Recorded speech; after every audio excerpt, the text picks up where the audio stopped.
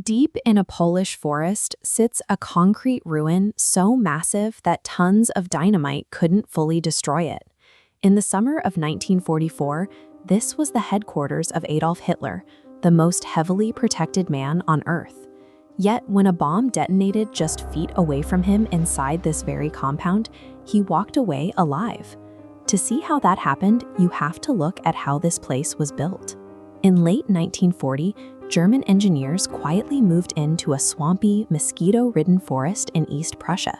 They needed a remote location to hide preparations for an impending invasion of the Soviet Union. Thousands of forced laborers worked through a freezing winter to pour the concrete. They eventually constructed around 80 distinct buildings, including barracks, an airfield, a tea house, and a cinema. The final cost of the complex hit 36 million Reichsmarks, roughly the equivalent of hundreds of millions of dollars today. It was christened the Wolf's Lair. The Wolf's Lair was engineered to repel an invading army, focusing every defensive layer outward. By the time the final concrete was poured, Hitler had created a space where the only vulnerability was the small circle of officers allowed inside. The geography of the site naturally crippled any traditional military assault.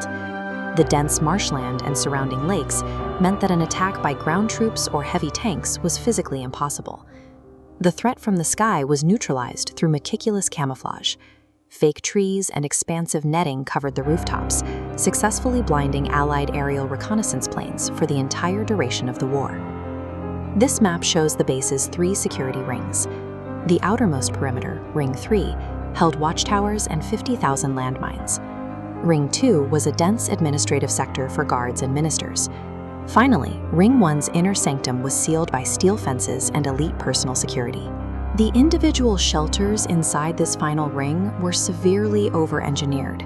The walls and roofs were several meters thick, poured specifically to absorb the impact of a direct hit from the heaviest bombs the Allies possessed.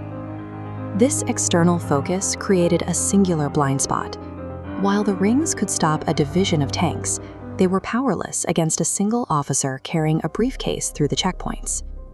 By July 1944, a group of German officers realized the war was lost and decided to assassinate their own leader.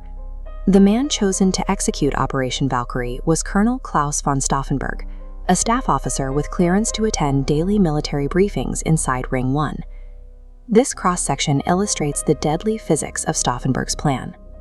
When a bomb detonates inside a confined concrete room, the shockwaves bounce off the heavy walls with nowhere to escape. The bunker's own reinforced architecture would actively multiply the lethal force of a briefcase bomb. But on July 20th, an unusually hot summer day forced a last-minute change. Complaining about the stifling heat inside the main concrete bunker, Hitler relocated the briefing to a simple, unreinforced wooden hut. Inside the hut, Stauffenberg slid his armed briefcase directly under the conference table, right next to his target. He then quietly excused himself and exited the complex, claiming he had an urgent phone call to make.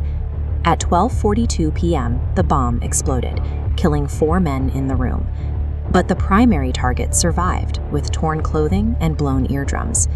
Sometime before the detonation, another officer had randomly nudged Stauffenberg's heavy briefcase behind a thick oak table leg. The dictator was saved by a fluke of furniture rather than the millions of dollars of concrete engineering surrounding him.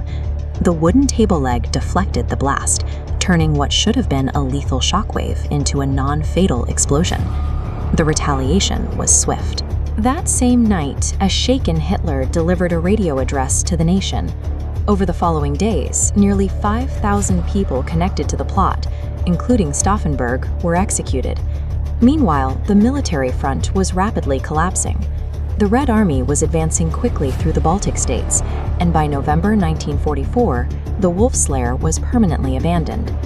In January 1945, retreating German engineers returned to the forest. They packed the empty bunkers with tons of explosives, ordered to completely demolish their own creation before the Soviets arrived.